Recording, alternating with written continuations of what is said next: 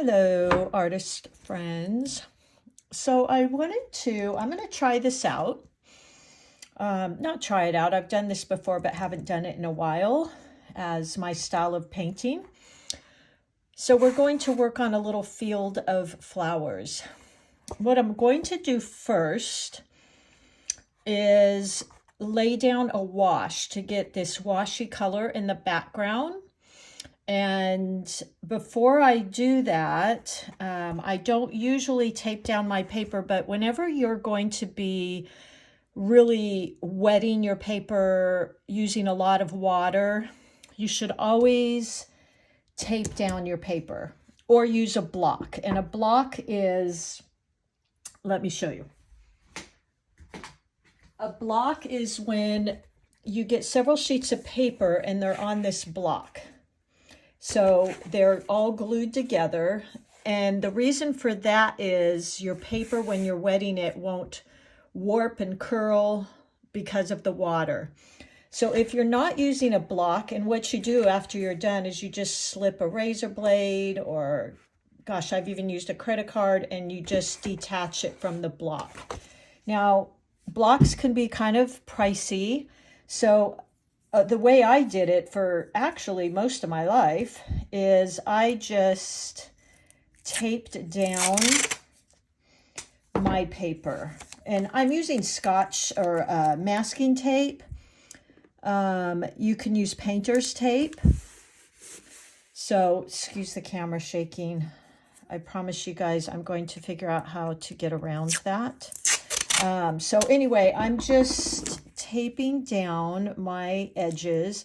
One of the nice things about taping down is when you go to remove this tape, you have a really pretty little border, which is kind of fun. I think when that is mounted and framed, it can be really a cool look. So let me fix that there. I'm going to continue to tape this down. There we go, just creating that little border around. Here's our last piece. And one tip I will give you is when you go to remove this tape, do not remove it while your painting is wet, because when you remove it, if the paper's wet, it's going to pull up the paper. The other thing, and I'll show you when we get to that point, is when you remove it, you want to, I do this, I pull to the side and out, okay, very carefully. If you just pull up or like this, it can tend to grab your paper and rip it. So you want to pull flat down and kind of to the side, and you want to do it when your paper is dry, not wet. All right. So what we're going to start with today, I'm using, actually, I love this brush. Let's see, what is it? Cornell, it says. I just like the look of it, to be quite honest. I kind of like this little scraping tool. I'll look for it. I got it from Amazon, and it's actually has a nice snap to it. And this is just a flat wash brush. I think it says size 3/4. So yeah, I kind of like it. So anyway, this just is handy to lay down a wash, which is what we're going to do. Now I have a couple ways you can do this. Let me find my spray bottle. So you can either dip your brush into water and just get your paper wet, or I like to use my spray bottle and I just spray the paper. And then I kind of create a water, glistening, shiny here. I don't want any big pools or puddles, just like when we're painting. And this is 140-pound cold press. If you're ever going to be using a lot of water like this, I would use the better paper. Otherwise, you're going to get some really bad curling and warping, and it just doesn't work well with a cheap paper. So if you're going to be doing things like this where you're wetting your whole paper, I would invest in arches or something like that.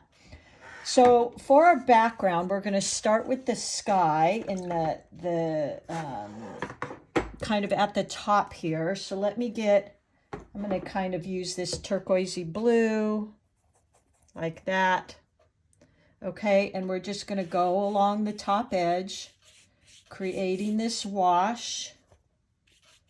You don't want it to be completely even, you know, you want it to kind of look like the sky, which isn't always completely even. Then I'm going to start adding in some of the green for our field, like this. Okay, so I'm just really doing a wash of color. Now what I'm going to do is start dropping in some of these pinks and purples and golds for that. These are kind of the colors I have in mind, the greens, the cad yellow, this is the green gold, and I like to create my own purple, so I mixed some blue. I like the blue. I was originally going to go with blue for kind of the lupine type of color, or I picked these. I don't even know what these are, you guys, but I thought they were really interesting. So I liked that blue color. So that's what I went for. So I actually used blue, and then I added a little bit of violet purple to it and made this color. So that's what I'm going to go with here. So this is what you do. Go ahead and wet your brush. Now this is a round, and just go into, let's go into a little bit more green here and just create some differences here. Okay, now I'm going to leave kind of the front some whiter space so it gives this lead in like this. So that's why I'm kind of creating this here. Now, because we're going wet and wet, this is going to spread beautifully. Okay. There we go. Now you could go into the background if you wanted to make some puffy little clouds. And one second, use a little wadded up paper towel. Now it dried, so it's not really letting me do that, but you could create some little clouds here with the paper towel. So the other thing I'm going to do in here is just wet my brush again, and I'm going to go into my cad yellow. If you've been watching my tutorials, yes, I still need to buy more cad yellow. Going to make it very watery because I want it to spread. Okay, and I'm just going to actually cover this. That was another little painting I did on the back of this swatch. And I'm going to tap in. So as you see, it's really creating this washy look. Now I'm going to go into that as well, rinse my brush, wash it, and let's go in with some of that purple that I created. So here's the purple. There we go. And I'm going to add some of that blue. Okay, because I wanted to come up with a little bit deeper purple. And then you're going to do the same thing. I'm just going to cover this top part because I don't want the splattering to go into my sky. Okay, so as you can see already, look at how beautiful. These look like kind of far away flowers. They're in the distance. Now what I might just do here, rinsing my brush. And I'm working a little bit quicker today because we want to work in this while it's wet. so we kind of get that foreground. So I might just go in, tap in, kind of let that blend, maybe in the background here. So we're just kind of adding in some color here, and I'm working a little bit quicker because I want this to be put in here while it's wet, okay? So that way we get that washy look. Okay, so now that we've gotten this far, look at how wonderful already this looks. Now, what we want to do, normally I would pull out a hair dryer right here and I would kind of work with this a little bit to get it a little bit drier, because as it dries, we want to keep working into it, because the drier it is, we're going to use wet paint into drier paint, and we're going to get more defined lines, which also makes things look more in the forefront. So what I'm going to do right now, since this is still wet, is I'm going to go in and I'm just going to add a few of these, okay? Just to kind of give that illusion, but because this is wet, it's not going to be real defined, which is what we want, because we want it to look like it's in the distance. Okay, I'm just barely using the tip of my brush, and I'm kind of going in like so. Okay, something like that. Now, while it's beginning to dry, I'm going to go in and just accentuate some of these purple flowers. So it's drying more and more. So I might just go in and tap some of these in. Okay, like this. Isn't this fun? This is where, again, watercolors is so wonderful, because it basically does these things for you. You don't even have to do much of anything. So I'm just tapping into the wet on wet, and it automatically is creating kind of these flowers in the distance.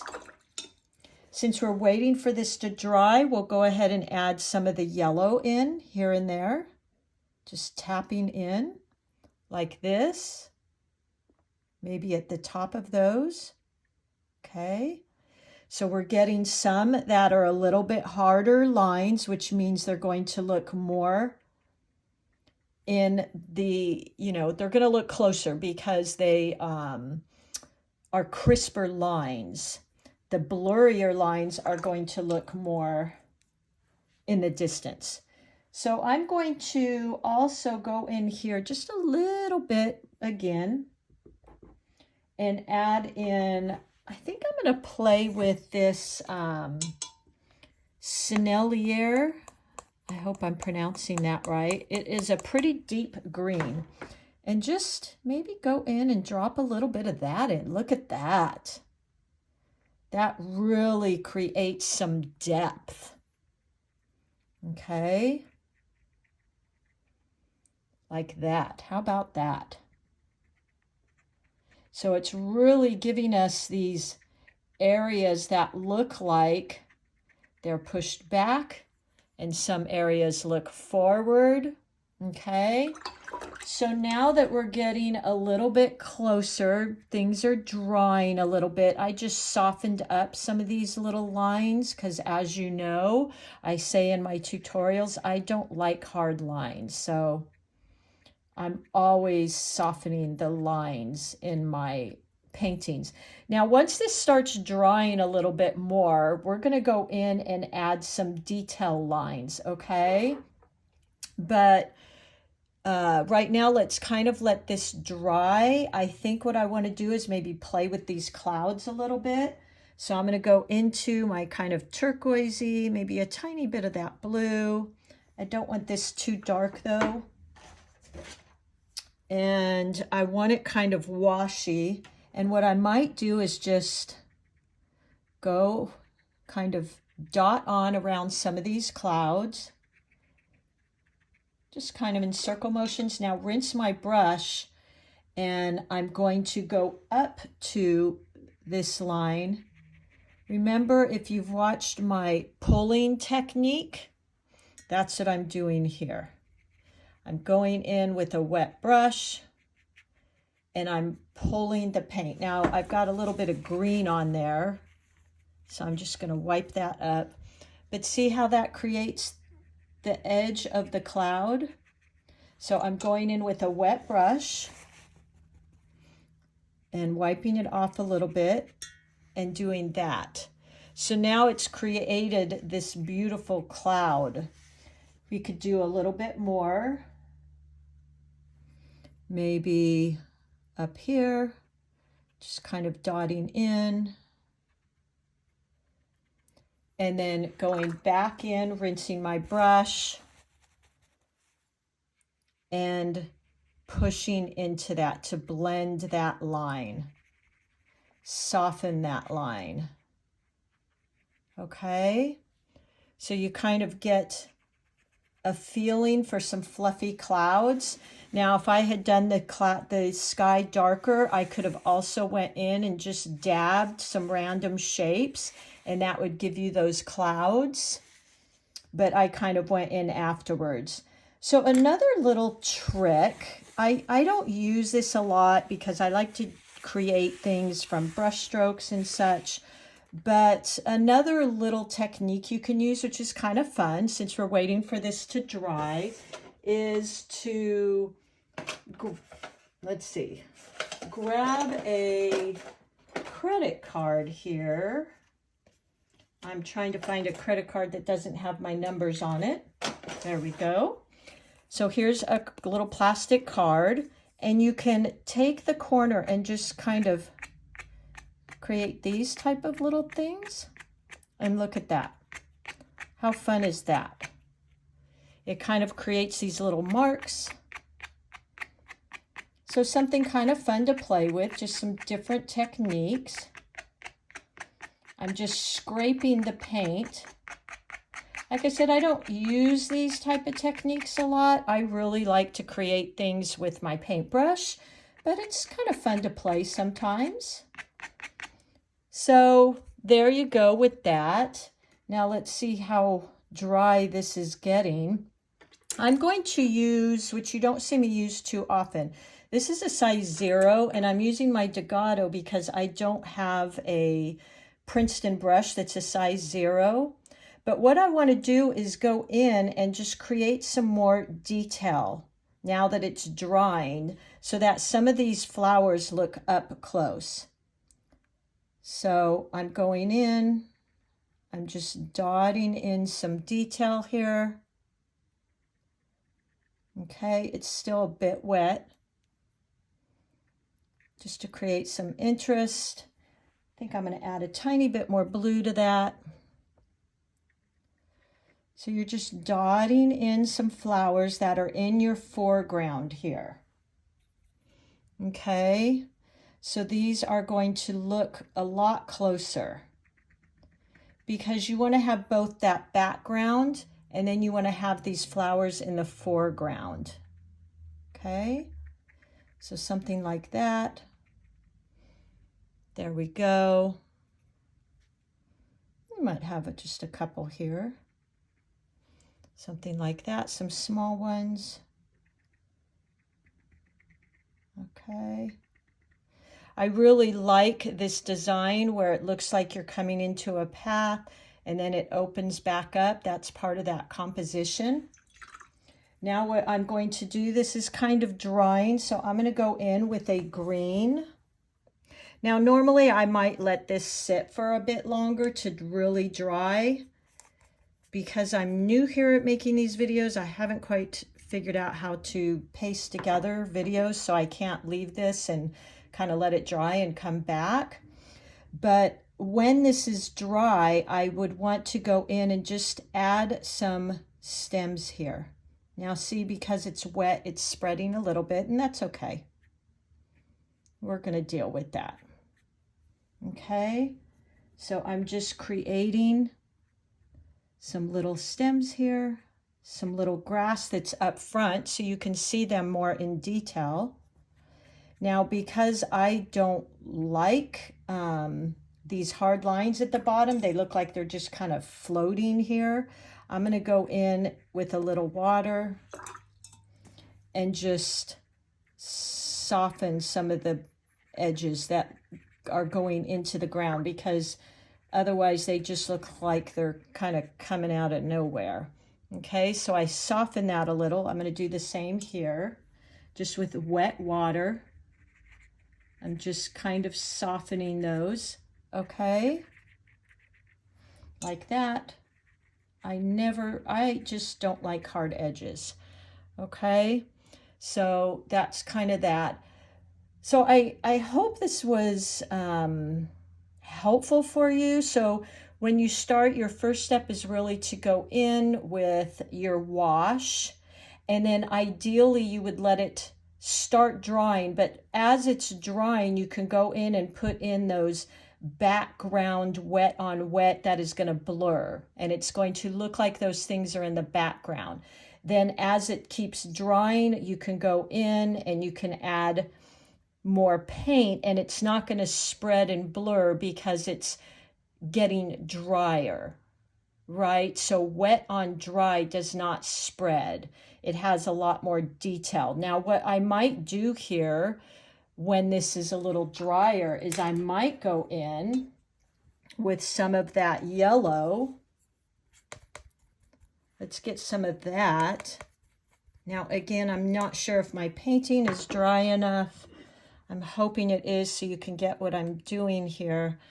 And I would again go in and just splatter a little bit, not too crazy, because then it's just going to look like a big muddy mess. So I'm going to go in, and hopefully this is drier, and I'm just going to splatter a little bit. Let me get a little bit more. 1 second here. Okay, let's try that. There we go. So I hope you can see that on camera. There we go. So what that did is it really brought that yellow in close, and it made those look like they were up in the front or the foreground. And then you have the more blurry ones, which was a wet on wet technique, more in the background. Remember, when you're doing this, I kind of drew this out, and I knew I wanted to have, hold on, I did a very quick drawing here. I kind of knew, I don't think you can see this, I kind of knew I wanted to go with that S curve again, if you've watched my composition video.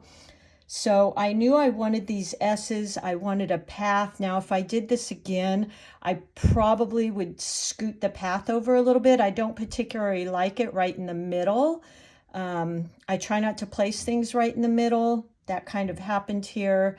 But, you know, so kind of have in mind where you're going to keep your white space. I actually like it. I don't ever normally put anything in the middle, but I actually kind of like this. I feel like I want to step into this picture and walk through this trail and see what's back here. So anyway, I hope that helped. When your painting does dry, like I said, you can go in with a very thin little brush. They actually have a brush called a rigger. I don't know if I have one handy. And you can just go in and add a few more stems, and then just kind of washy out the bottom, so it doesn't like you just have this stem floating. So I know that was a little bit quick, but we kind of had to work with it as it's wet. And then my tip, make sure when you go to remove this tape, really, really important, because I have ruined a lot of paintings, that you're pulling it off and you're almost just sliding it to the side. Okay, like this. So I'm going to go ahead and do some of this, but normally don't ever do it while it's wet. And hopefully we don't get any ripping here. But look at this beautiful border it creates as well. I always have thought that is so, so pretty.